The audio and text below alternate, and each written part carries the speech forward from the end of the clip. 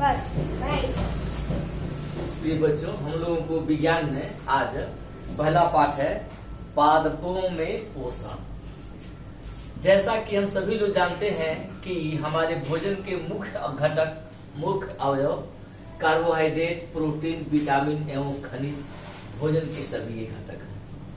इन घटकों को हम पोषक तत्व कहते हैं। सभी जीवों को भोजन की आवश्यकता होती है। प्रत्येक जीवधारी जो जिनमें जीव है उन सबके लिए भोजन की आवश्यकता होती है।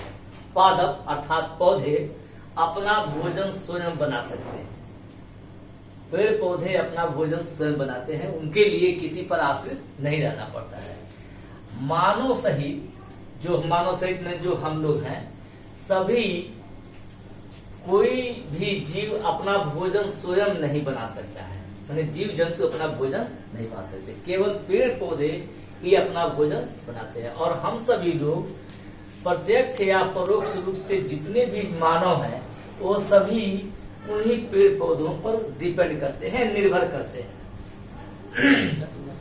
न्यूट्रिशन, पोषण, जंतुओं एवं पौधों के भोजन लेने की प्रक्रिया जो उन्हें कार्य करने के लिए ऊर्जा प्रदान करती है, वृद्धि में सहायक होती है तथा उन्हें स्वस्थ रखती है, पोषण कहलाती है।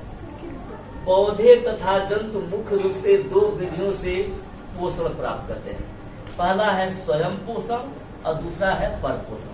स्वयं पोषी का मतलब है, स्वयं पोषी पोषण का मतलब है जो अपना भोजन स्वयं बनाते हैं। जैसे पौधे अपना भोजन प्रकाश संश्लेषण की क्रिया से बनाते हैं। तो प्रकाश संश्लेषण की क्रिया के लिए पौधे को क्या चाहिए? हरी पत्ती चाहिए, पत्ती हरा होना चाहिए, और कार्बन डाइऑक्साइड मिलना चाहिए, सूर्य का प्रकाश मिलना चाहिए। ये चार तत्व उसके लिए आवश्यक है। उसको जैसे स्वपोषी में है, जैसे पेड़ है, कामा पौधे है, ये स्वपोषी में आते हैं। इसके प्रयोग के लिए कि ये जो है इनको क्या क्या आवश्यकता पड़ती है, इसके समझने के लिए हम ये गिलास, कांच का गिलास ले रहे हैं। ये 4 गिलास है, 1 2 3 4। पहला, दूसरा, तीसरा, ये चौथा। अब इसमें हम सेवार अर्थात हाइड्रा कि हम पौधे को लेकर के और उसको हम 4 टुकड़े में करके, क्योंकि 4 गिलास रखे हैं तो 4 गिलास में इसमें हम पानी भर दे रहे हैं। इसमें एक जल, इसमें भी जल और इसमें भी जल है, और एक जो चौथा है इसमें जल नहीं रखे हैं। इसमें हाइड्रा के टुकड़े को काट करके ऐसे बराबर मात्रा में हाइड्रा है, ये हाइड्रा का टुकड़ा है, ये हाइड्रा का टुकड़ा है, और ये भी ये हाइड्रा का टुकड़ा है। और अब धूप में इसको आधे घंटा या 1 घंटा, समझिए 1 घंटा तक रख देंगे धूप में। धूप में रखने पर क्या होगा कि सूर्य की प्रकाश की किरणें, सूर्य की किरणें इन सभी पर पड़ेगा। और हम करेंगे क्या, अभी इसमें इस पे दो वाले को तो ऐसे ही रखे, लेकिन तीसरे वाले को हम काले रंग के कागज से हम पूरा का पूरा इसको ढक देंगे। मैंने इसमें सूर्य की किरण, प्रकाश की किरण इसमें न पहुंचे। इस दोनों 1 2 और 4 में तो प्रकाश की किरण आ रही है, लेकिन इसमें तीसरे वाले में नहीं आ रही है, क्योंकि काले कागज से लगा करके ढक दिया गया। जब प्रकाश की किरण इसमें पड़ती है तो हम अवलोकन करके देखते हैं आधे घंटे 1 घंटे के बाद से कि इसमें ये बुलबुले निकल रहे हैं, इसमें से बुलबुले निकल रहे हैं, ये दोनों से बुलबुले निकल रहे हैं। दोनों से बुलबुले निकल रहे हैं का मतलब इससे इसमें प्रकाश संश्लेषण की क्रिया हो रही है और ऑक्सीजन गैस निकल रहे हैं। अब हम इसमें इस वाले दूसरे वाले में हम खाने का सोडा, सोडियम बाइकार्बोनेट थोड़ा सा मिला देते हैं, डाल देते हैं 1 चम्मच से 1 चम्मच, तो इसमें ये बुलबुले निकलने की दर बढ़ जाती है। क्योंकि सोडियम बाइकार्बोनेट में कार्बन की अधिकता होने के कारण इसमें प्रकाश संश्लेषण की क्रिया तीव्रता से होने लगती है। 1 घंटे के बाद से जब हम इसके थोड़े से इसके जिसने ये काले रंग का काज लगाए हैं इस से हटा करके देखते हैं तो हम क्या पाते हैं कि इस पौधे में, इस पौधे वाले गिलास में से कोई बुलबुला नहीं निकल रहा, अर्थात इसमें प्रकाश संसर्ग क्रिया नहीं हो रही है। क्यों नहीं हो रही है? क्योंकि इसमें प्रकाश की किरण नहीं जा रही। और इस वाले में, चौथे वाले गिलास में जो हम बिना पानी का रखे हैं, सूर्य की किरण आ रही है, पौधा हरा है, लेकिन फिर भी इसमें से बुलबुले नहीं निकलते हैं और यह पौधा मुरझा गया होता है। इसका कारण यह है कि इसमें पानी के नहीं होने से इसमें प्रकाश संश्लेषण क्रिया नहीं हो रही है, इसमें नहीं हो रही है। ये पौधे इस तरह से अपना भोजन प्रकाश संश्लेषण की क्रिया से बनाते हैं। इसको हम केमिकल रूप में, रासायनिक रूप में ऐसे लिख देते हैं, कार्बन डाइऑक्साइड CO2 प्लस ये पानी H2O और ये पर्णहरित ये पत्ती है और यहाँ पर है यह प्रकाश। तो यहाँ बन जाता है स्टार्च या glucose C6H12O6 plus 6O2। Equation balance नहीं है, इधर हम इधर 6 से गुणा कर देंगे, यहाँ भी 6 से गुणा कर देंगे। अब यह है ग्लूकोज,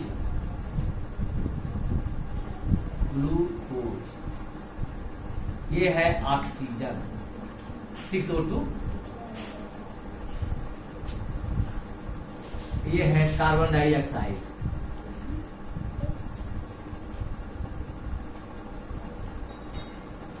ये है पानी, वाटर, जल। इस तरह से प्रकाश संश्लेषण की क्रिया हो रही है, जिसमें कि इसमें नहीं हो रही है। इसमें क्यों नहीं हो रही है? तीसरे वाले में नहीं होने के कारण है, इसमें प्रकाश की किरण नहीं जा रही है। चौथे में नहीं होने के कारण इसमें जल नहीं है। तो प्रकाश संश्लेषण की क्रिया होने के लिए ये आवश्यक है कि पौधा अपना भोजन तभी बनाएगा जब उसको वायुमंडल से कार्बन डाइऑक्साइड, जल से पानी और उसकी पत्ती में पर्णहरित हो और प्रकाश की किरण दी, तब ये चारों चीजें प्रकाश संश्लेषण की क्रिया के लिए आवश्यक है। दूसरा लिखे हैं हम परपोषण। तो परपोषण में यह है कि जो पौधे अपना भोजन स्वयं नहीं बनाते, यानी दूसरे पौधे पर आश्रित होते हैं, वो परपोषण के अंतर्गत आते हैं। तो परपोषण दूसरे पौधे से अपना भोजन लेते हैं। तो ये है, इसको हम परपोषण को हम 4 भागों में बांटेंगे। ये परपोषी, परजीवी, मृतोपजीवी,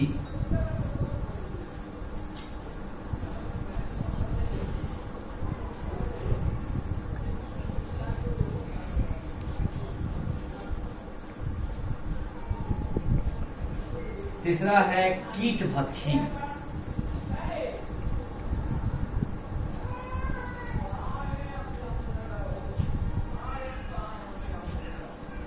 और चौथा है सहजीवी।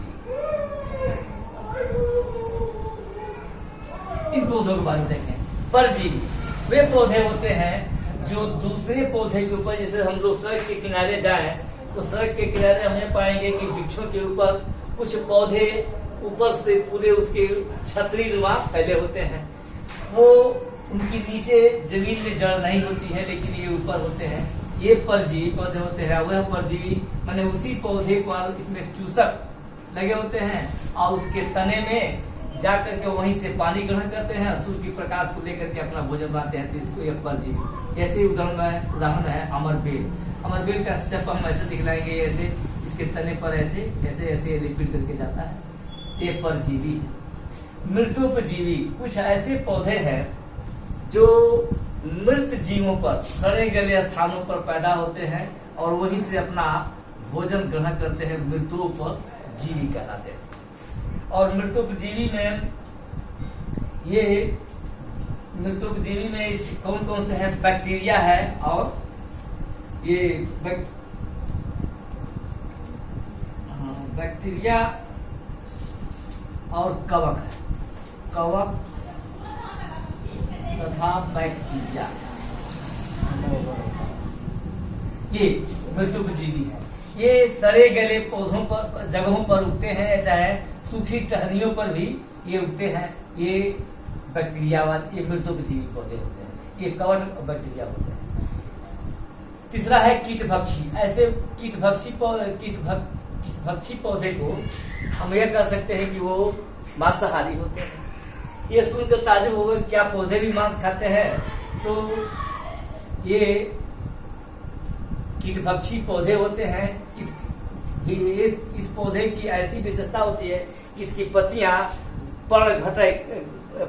घड़े के रूप में इसकी पत्तियां मुड़ती हैं और उसमें पत्ती के नीचे वाले भाग में ऊपर घड़े के अनुसार होता है, जिसमें रोमे होता है, और जब कोई कीड़े आकर के उसमें पड़ता है तो उसको रोमे फंस जाता है और ऊपर से पत्ती की ही ढक्कन बनी होती है, आकर ढक देती है। और इस तरह के पौधा का नाम है ड्रासेरा।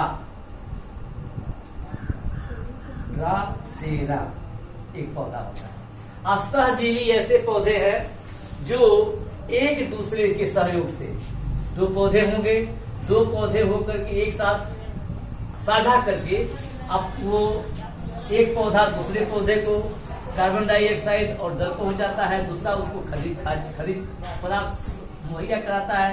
इस प्रकार से ये दोनों, जैसे कवक और शैवाल, कवक और शैवाल। ये कवक का जो पौधा होता है ये क्या करता है कि कवक जो है शैवाल को कार्बन डाइऑक्साइड और खाद्य पदार्थ इसको मुहैया कराता है और ये बदले में इसको